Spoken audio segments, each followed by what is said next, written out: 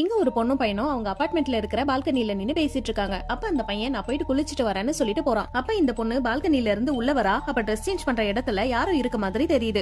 இவளும் போய் பாக்குறா. பார்த்தா அது ஒரு மேனிக்வின். இவளும் வெளியே போறதுக்காக மேக்கப் பண்ணிட்டு இருக்கா. அப்ப அந்த கண்ணாடியில அவளோட முகம் ரொம்பவே டல்லா இருக்க மாதிரி தெரியுது.